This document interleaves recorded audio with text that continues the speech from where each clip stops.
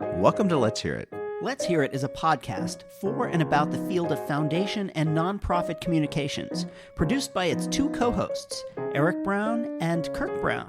No relation. Well said, Eric. And I'm Kirk. And I'm Eric. The podcast is sponsored by the Lumina Foundation and the Stupski Foundation. We're talking to people about their work and what's happening in the field with the hopes of making this growing arena just a little bit more accessible to us all. You can find Let's Hear It on any podcast subscription platform. You can find us on Twitter at Let's Hear It Cast, and you can email us at hello@letshearitcast.com. Let us know if you have any thoughts about what you hear today, including people we should have on the show. And if you like the show, please rate us on Apple Podcasts so that more people can find us. So let's get on to the show. And welcome back. You found us. It's another episode of Let's Hear It. Thanks for coming in. Thanks for finding us. Thanks for being here. And most importantly, Eric, thank you for being here. It's like we have a little storefront. You invite people in and you thank them. That's awfully Midwestern of you. And we serve them little dishes that they'll hopefully appreciate. So this is a good one. You should serve them hot dish. Is that a hot dish, cold dish, hors d'oeuvres, little snacks. Okay. But this is a meal. You've got quite a meal ready for us this time. Tell us what we're about to listen to. We are going to hear from somebody, I hope. Well, if you haven't heard of Tony Proscio, welcome and be excited, because Tony Proscio is one of those people who touches your life, and once he touches your life, you can't be untouched by him. He is he when I first started way back in the beginning of my career in philanthropy, I was invited to read books by Tony Proscio, who writes about jargon and clear writing and foundations. And let me just tell you the three titles that I am familiar with. One is called Bad Words for Good, How Foundations Garble Their Message and Lose Their Audience. Then there is, in other words, a plea for plain speaking in foundations. And then the coup de grace, When Words Fail, How the Public Interest Becomes Neither Public nor Interesting. If you are catching the trend here, it is Tony Proscio's Sisyphean pushing of the stone of jargon up the mountain, or this trying to keep it from falling on his head, or I don't know, the metaphor falls apart. But Tony has been working on this for a long time, and I am most certainly a disciple. It is so kind for Tony to come join us. I'm not going to give you any identification for Tony where you can find him. I'm not going to tell you about his website. It doesn't exist anymore. It's black. It is black. If you go to TonyProscio.com, you get a black screen. That's laying low, my friend. There are two firsts that we'll talk about when we come back. Okay. Two firsts that we're getting on this podcast. But let me just give you this little intro from Tony, written, I don't know, in the early 2000s. Much public affairs lingo, such as capacity, signifies nothing in particular. So this is Tony Proscio with Eric Brown, and Let's Hear It. Let's listen and we'll come back. Welcome to Let's Hear It. Folks, you're in for a treat. My guest today is the legendary Tony Proscio, a man who I have to say has influenced my work over the years probably as much as anyone. And Tony, his reputation precedes him, as they say. He is a consultant, we'll talk about that a little bit, a consultant to foundations and nonprofits on strategic planning and evaluation and communications, but he is known to many, and certainly to me, as the master of language. He's the author of two very important, painful, and often hilarious books on writing for nonprofits and foundations. One is called, In Other Words, A Plea for Plain Speaking in Foundations. And then, of course, for many of you, seminal work, When Words Fail, How the Public Interest Becomes Neither Public nor Interesting. Tony Proscio, it's an honor. Thank you so much for coming on Let's Hear It. Thank you. The honor's mine. This is not only my maiden voyage in podcasting, but also, I think, my first opportunity to work face-to-face with you in almost 10 years. This is a great adventure and an honor. It's been a minute, as the children say, when they don't mean that it's been a minute. And we'll get into that as well. It's a real pleasure. I'll just get right into it. When I started at the Hewlett Foundation in 2003 and was digging into the world of foundations, one of the people I met was a guy named David Morse, who I know you know very well. He said, Eric, just read Tony Proscio and do what he says. And I did. I think you had written, in other words, for the Adam McConnell Clark Foundation. That's right. And I read it and I went, oh my, I'm stepping into a minefield of crazy jargon and language. And you not only take on these many dragons, but you do it in a really funny way. How did you become the language guy for foundations and nonprofits? What a weird little niche to be in. It actually started in graduate school when I, one day, maybe out of exhaustion or just adolescent hubris, had a temper tantrum in the middle of the complex of graduate carols over a stupid social science article I had just read. I honestly don't remember the subject. I don't even remember the article, but I remember it amounting to the message of the article, amounting to something like, when you insult people, they don't like it. And it went on for 20 pages of almost impenetrable, incomprehensible language, much of it misused, all to prove a point that was so spectacularly obvious that it was embarrassing to have wasted time reading the article.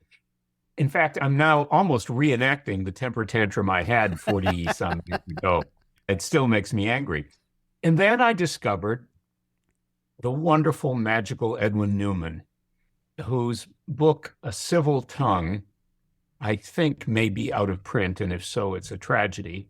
When Edwin Newman died, I literally wept.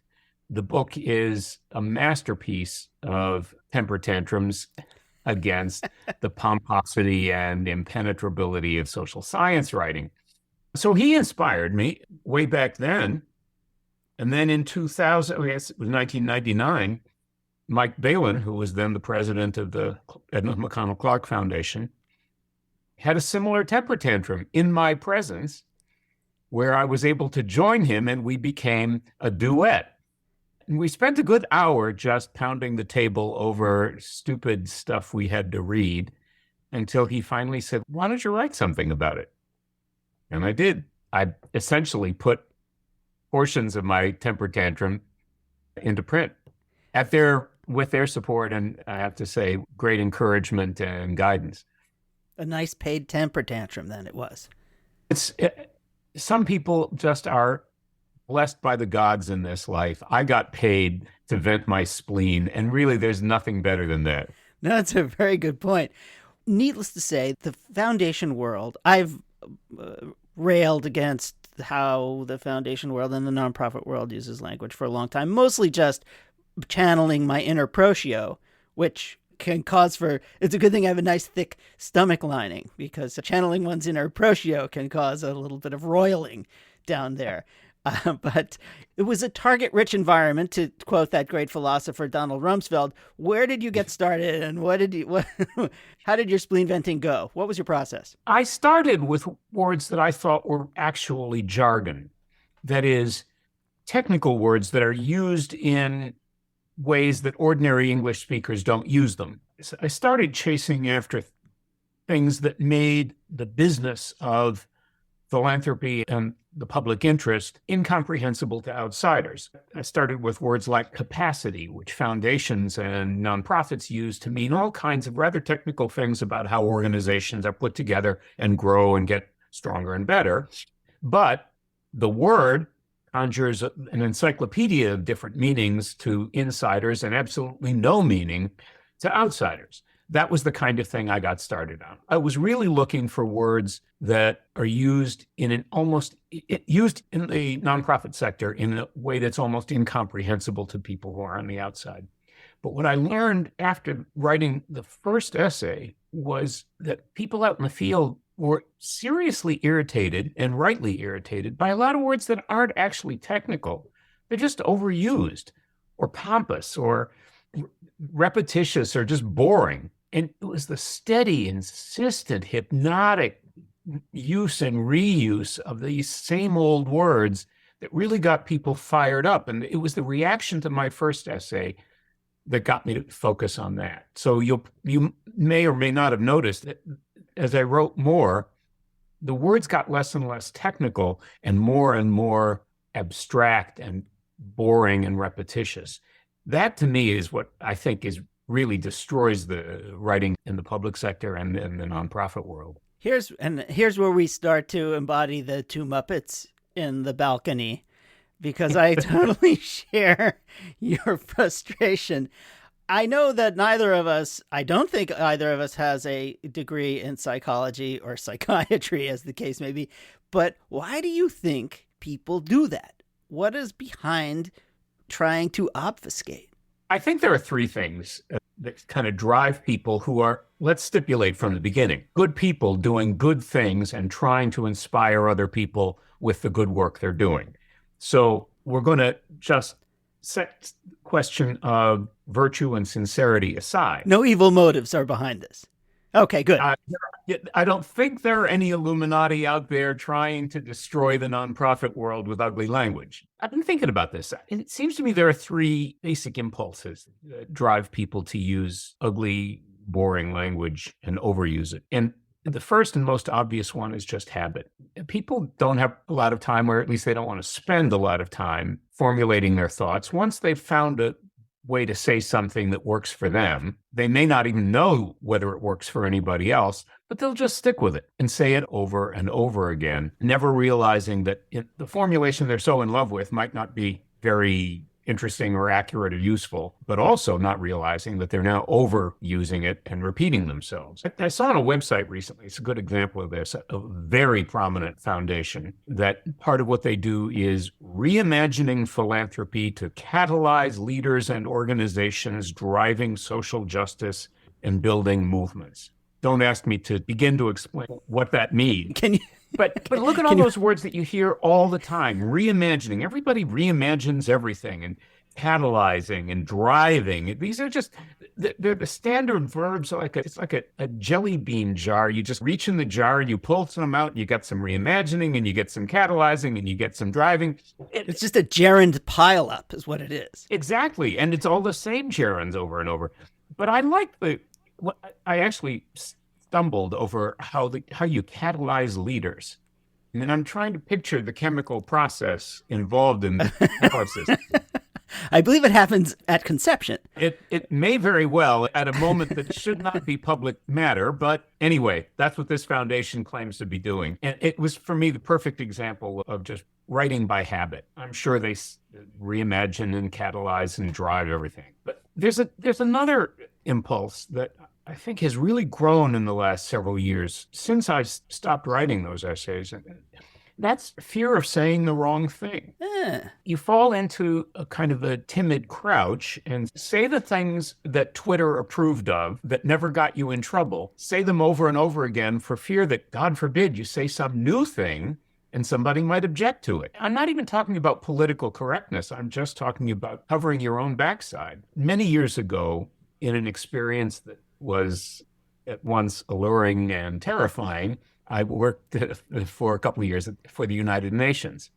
They wanted... Ooh! Yeah. That's a special... Oh, that's the ether. That's the ionosphere of jargon, is it not? It absolutely was. You felt yourself being sucked in like some great science fiction when you stepped into the place. I once asked somebody if I could just see an organization chart of the United Nations, because I was trying to figure out where all the pieces fit together.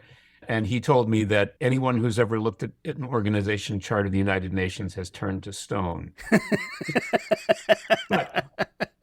When you walk in the building, all the moisture is removed from your body. It's true. You turn into ooze. Here's something I learned that was true then, and I think it probably still is true at the United Nations. There is such a thing there as approved language. There are certain things that can be spoken of only in approved phrases, which helps explain why nobody ever reads anything produced by the United Nations, except if they're paid to do so. But I think in a less formal way, a lot of people just naturally retreat into their own concept of approved language, things that haven't gotten them into trouble and probably won't. I had I won't say an argument, I'd say a lively discussion with our friend David Morse some years ago when I was writing about the work that the Atlantic Philanthropies was doing in defense of gay rights. And I wasn't allowed to say gay rights. I had to say LGBTQIA something plus over and over again. And I said, first of all, this is my own ideology. Not everybody in that alphabet soup has the same interests. Trans people have a different political agenda from gay people, and bi people probably do too. I didn't see any virtue in that alphabet soup. I said, can't we just say sexual minorities? Because that is the one thing they have in common. We have in common. David said no, because we haven't tried sexual minorities. It might not play right to everybody. And it is true that the phrase, even though I think it's a very good one, has never caught on, but I don't think it would necessarily offend anyone. Trouble is, I'll never know, because I wasn't allowed to use it. It's a very interesting point, because you're quite right that whereas certain communities have adopted certain terms because for a variety of reasons, it may not say enough to be able to explain what the thing is. And I think we do that. We do that a lot. I try not to, but I had never thought about that formulation in quite that way. And interesting. The only reason I wanted to do it wasn't for me. It wasn't an ideological issue. For me, I just didn't want to have to say LGBTQ every single time. It was a whole paper. It was a long paper on that subject. And think how many times I'd be referring to the interested community in exactly the same way, droning on and on, page after page. So I wanted some synonyms. Another time I worked for someone, I did a long collection of essays on community development in Washington, D.C., and I wanted to refer to Washington, D.C. in multiple ways because it turned up two, 3, 4 times on a page. But I was told, no, you can't say the district because Washingtonians believe they have a right to be a state. They shouldn't be a district. District is demeaning. You can't say the city for the same reason. Right. So you can only say Washington. And again, page after page, Washington. The whole thing was about Washington. Think how many times I had to say it. I did finally, on that one, break through and get them to allow me to say the city. I still couldn't say the district. But again, the effort was to avoid repetition. And if you're really worried about saying the wrong thing, repetition of safe, approved language is what you revert to. We're going to take a very quick break, and we'll be back with Tony Proscio. I want to talk about some of your favorite words to hate, and we're going to talk a little bit about how clear communications and philanthropy can potentially go hand in hand. So we'll be right back with Tony Proscio right after this. You're listening to Let's Hear It, a podcast about foundation and nonprofit communications, hosted by Kirk Brown and Eric Brown. We are delighted to welcome our newest sponsor, the Stupski Foundation. Thank you for your support. You can find Let's Hear It online at letshearitcast.com, on LinkedIn, and even on Instagram. If you're enjoying the show, please rate us on Apple Podcasts so more people can find us. Thanks for listening. And now, back to the show. Welcome back to Let's Hear It. My guest is Tony Proscio, the man who has, I think, done more for my writing than any other, or the person who has done more for my writing than any other. Someone I've looked up to for many, many years, and I think we have commiserated and kibitzed in a cranky way. We've crankied together over the years. Oh, yeah. And we mastered cranky. We do cranky. So obviously you've done a lot of work in philanthropy, trying to help clarify what a foundation and its nonprofit partners and grantees are trying to do. One of the things that we talk about in philanthropy is people don't understand it very well. We wish they could better understand what philanthropy is and what it could do. And at the same time, we kind of run against that by not being clear. Is there any way to square that circle? And do you think that some folks are beginning to get there? I'm looking for the merest rays of hope. I think maybe social media, in addition to terrifying some people and forcing them to repeat approved language, social media may also have encouraged people to rely on old-fashioned simple language just because it's shorter and simpler, easier to get into 240 characters or whatever, and conveying ideas quickly and with force in a short space is now probably a higher priority for more people than it was when at least when I started working. I came across the website of the Robin Hood Foundation recently, and I have to say, I really liked what I saw. Let me just give you an example of how they describe what they do. Hit me. Getting families back on their feet, getting kids back on track, getting New Yorkers back to work. There's a nice rhetorical rhythm to it, getting back, but it's all ordinary English that you might actually say to somebody in a bar. Not to suggest that you hang out in bars at all. Well, actually, I was going to say, as it happens, I've been a fair amount of time in bars.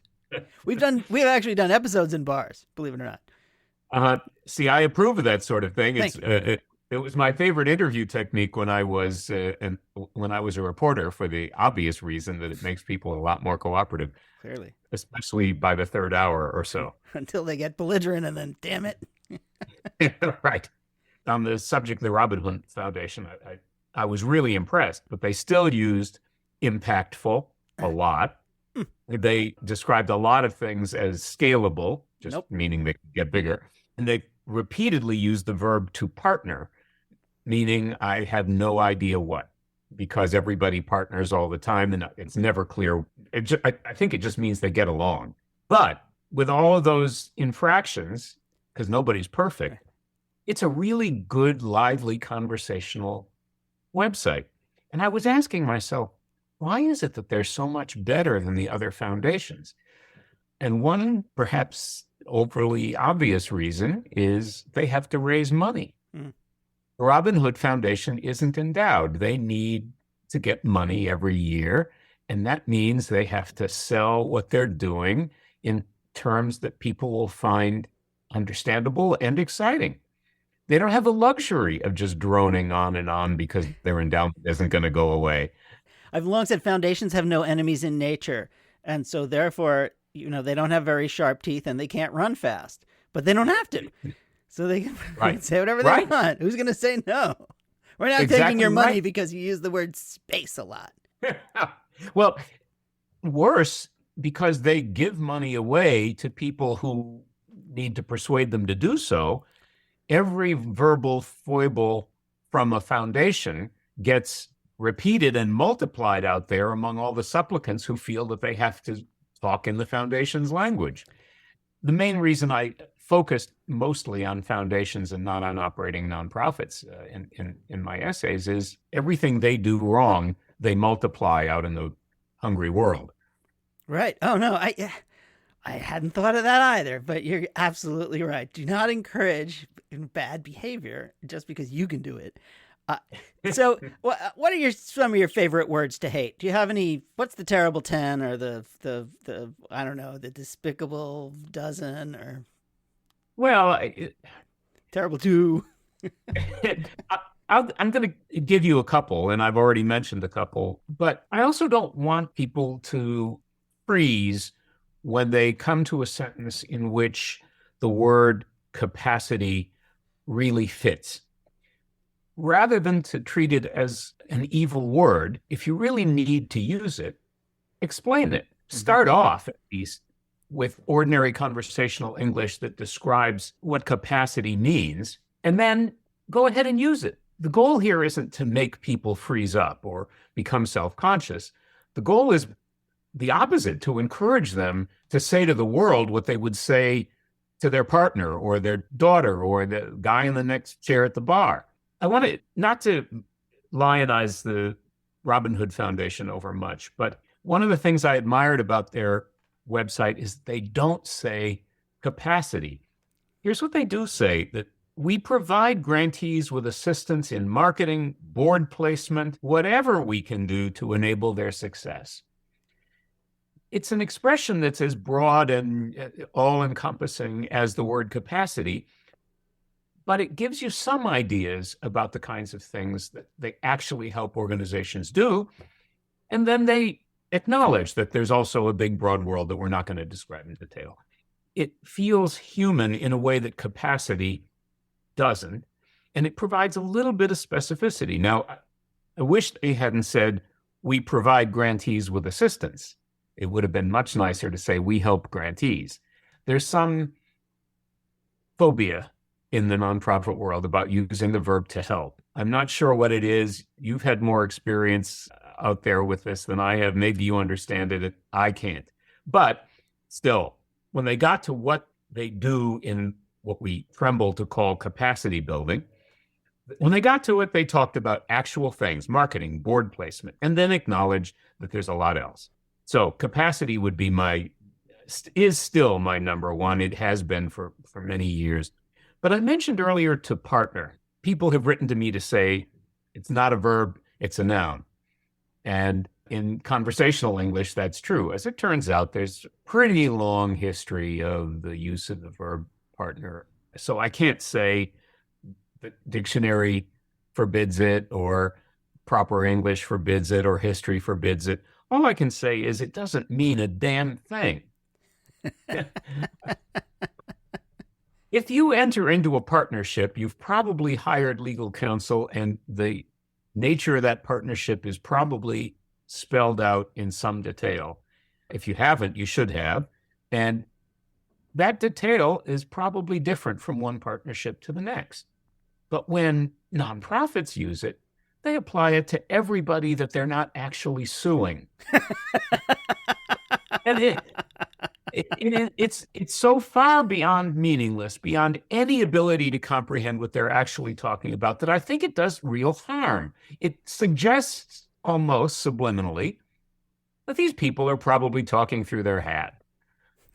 And when foundations say they partner with grantees, they've really left me in the dust, because the foundations have the money and the grantees have the need, and that's the partnership. Right. Well, I think this point of saying what you mean is a kind of in alignment with being accountable.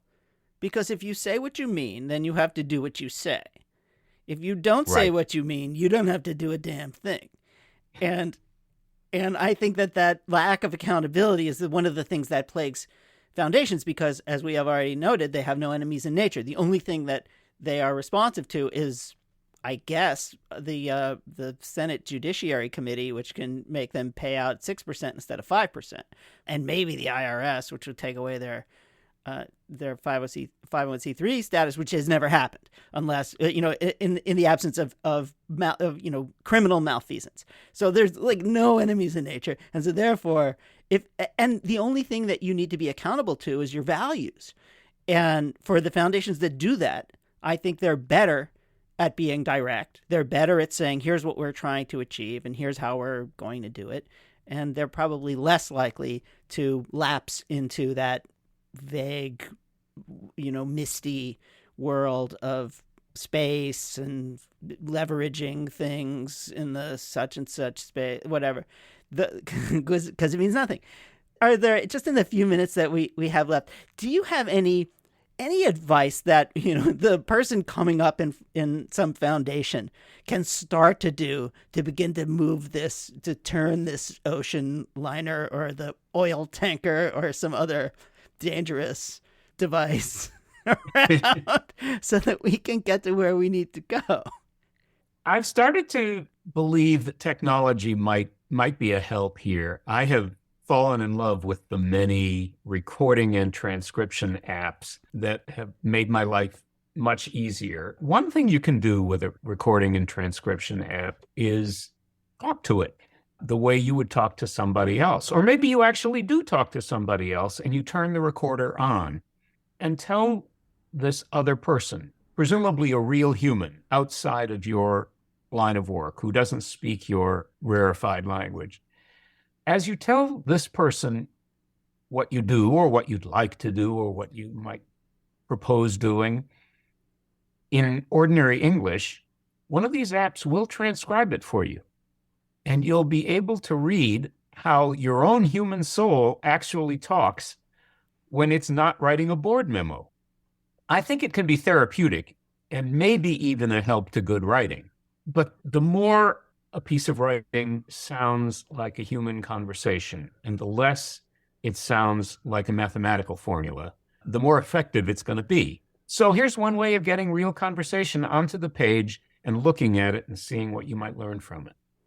Well, it is always great to talk to you, Tony. And I have my copy of When Words Fail. I suitable for framing, but I actually thumb through it regularly. And I believe that both of these books are available kind of in digital form somewhere. Can you point us to them more efficiently?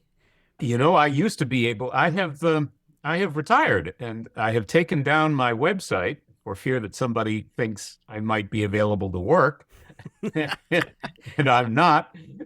So I used to refer people to my website for the digital version of these things, and now I fear there is no easy place to download them. Well, I haven't thought about that. If there is a link and you send it to us, we can now house the Tony Proscio Alexandria project and send people to places where they can download your books, because they really are great. They're fun to read, but they're also a real reminder of how we use language and how we can do better. It's helpful, I think, just to remember to remind yourself every so often that words are a choice.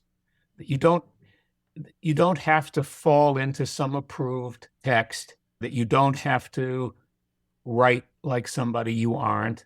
Words can come from the soul and can speak to people as human beings, and that's up to you. So even if you just, read the book and have a good laugh at it, perhaps it'll remind you that you do have options and that the same old language isn't necessary. Anyway, I thank you. I will absolutely send you all three of there are actually three of these things. Okay. If you can make them available, I'll be grateful. I even have, although I'm told they're expensive on Amazon, I have a few of the hard copy versions left for people who write me love letters.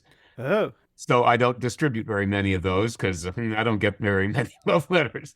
But they still can be had. Somebody really wants them. But as someone else said to me, the demand for ink on paper is declining fast. So I haven't got much of a market out there for the copies that are left. Well, mine is beloved.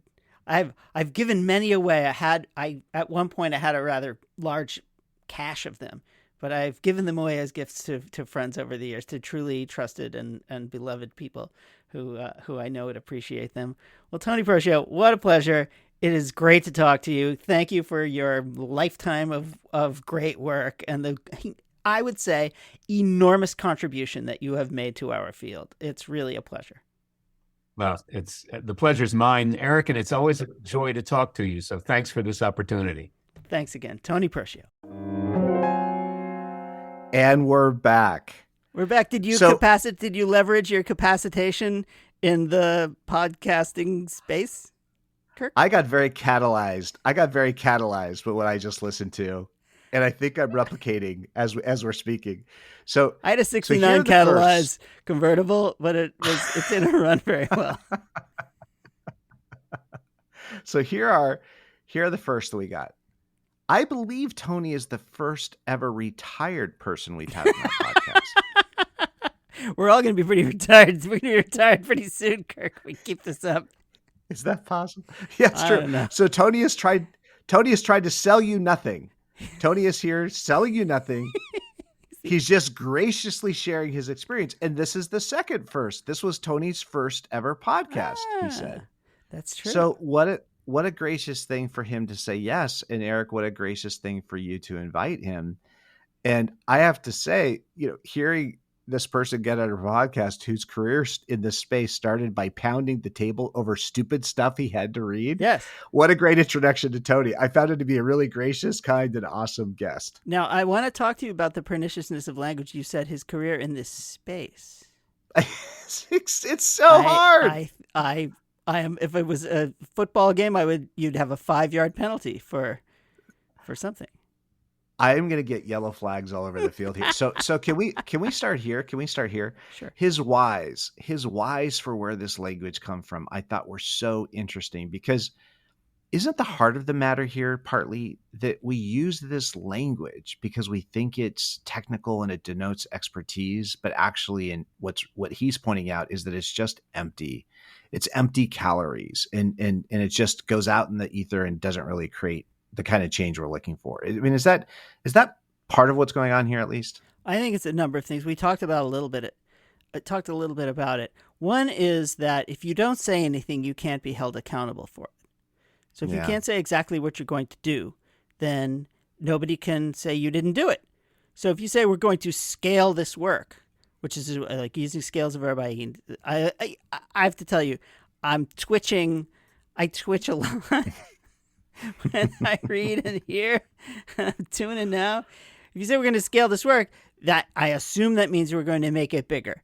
But you never, if you don't say how bigger, if we're going to double the number of people that we serve, or if we're going to bring twice as much money into climate philanthropy, or I don't know, pick a thing and be specific. That's one thing. If you say we're going to scale it, then nobody can ever say you didn't scale it because you never said what that meant. So that's one thing.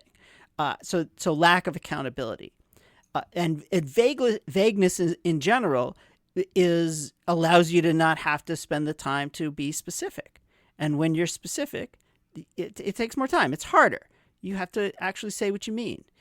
And that's more difficult. And I think that, so some of it, frankly, some of my best friends work in this business, but we can all be a little bit lazy about what it is we're trying to do. And then the other thing is, I think there's just a culture. People use words and they think that they know what they mean. And so we can all kind of wink at each other. And sometimes we actually do know what we mean, but the people who we're trying to communicate with don't. And so that distances them from us and us from them. And that's not what you want. You want to build and bridge and do all that kind of stuff. So I think that's some of what's in it. And we just kind of get used to our own nonsense. And that's not good.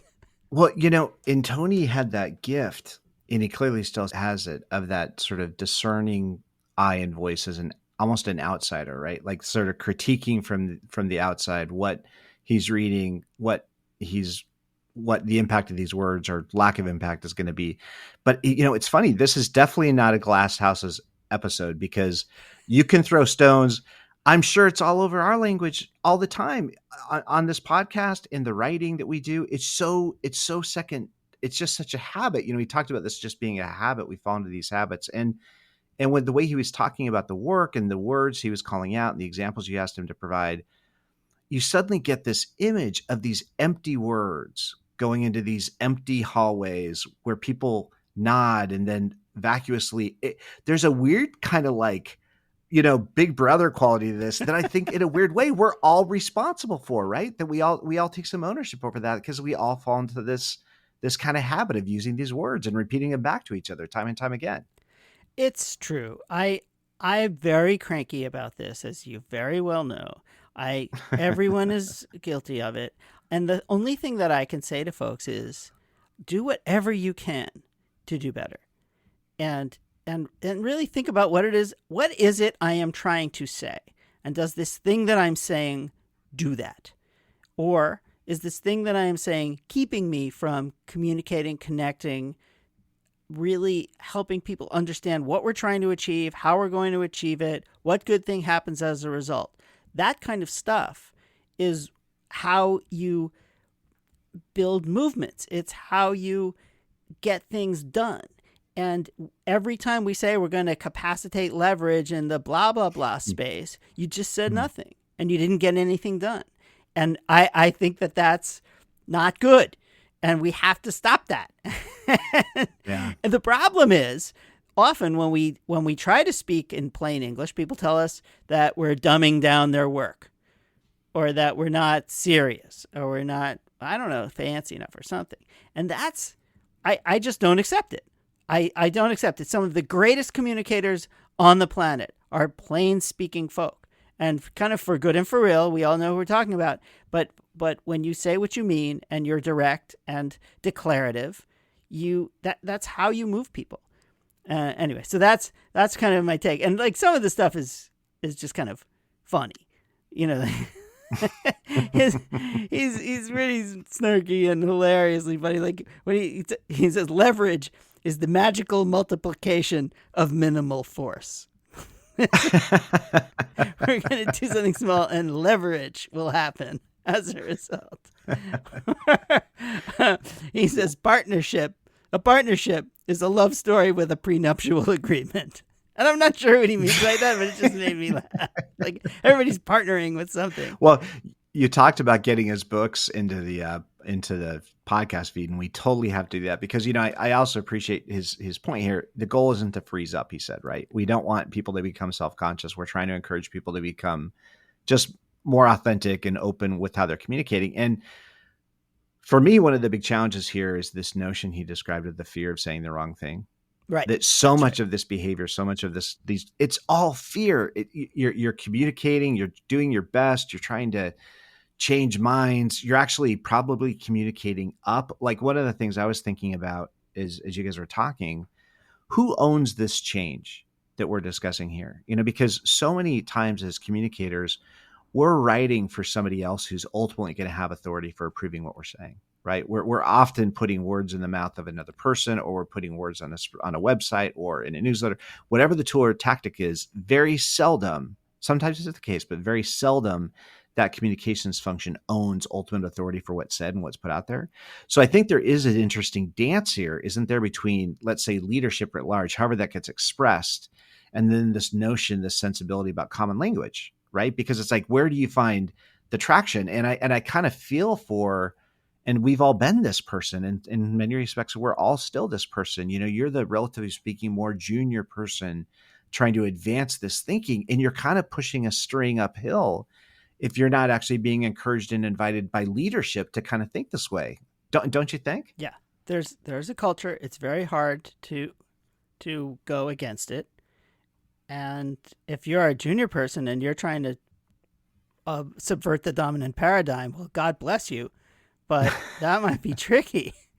So this is one of those things that it is true that leadership can lead.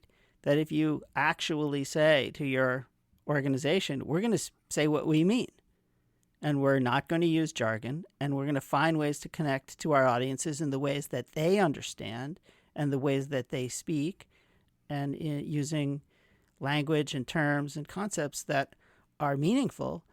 I honestly, truly, in my soul, what's left of it, believe that is going to be more effective.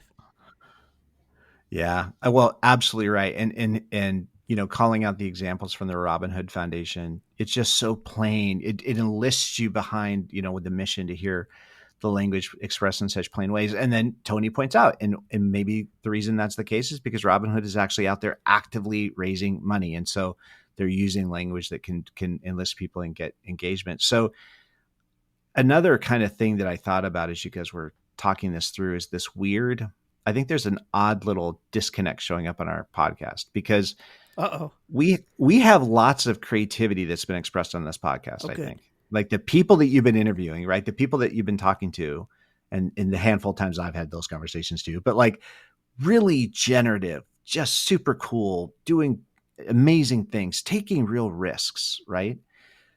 And then I think about walking into a major foundation and I'm asking myself, am I walking into a place that invites that kind of creativity? Because this plain speaking, this plain language, this way of just saying it differently so we learn and understand it better, that's a little bit different, right? It's a little bit new. And it's funny, sometimes I think about that pitch process with foundations. It's almost like it's like pitching a story. Imagine you're writing a movie script or a book script and you get 15 no's and you finally get one yes, and it's that competitive, right? Because it's so hard to get grant funding because there's so many demands for those dollars. And I wonder if there's something in that dynamic too here, where it's like if in where the stakes are so high and you're trying to raise money and you're having to find your way into the foundation, and then you have to like this notion of using approved language. Yeah. Right. By the time you sit down in the room, you better be using the approved language or your idea just doesn't have a chance. Yeah, well, Tony also points out that for folks who are trying to raise money with the so-called general public, you speak one way, and when you speak to foundations, you speak in their way, and it is it's a little twisty. You get a little push me, pull you to have to then repeat a foundation's own, frankly, nonsense back to them. then it's kind of unfair. So yes, it is true that these become really challenging points.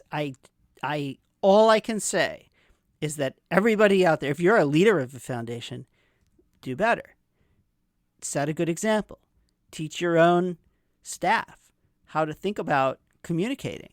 It matters.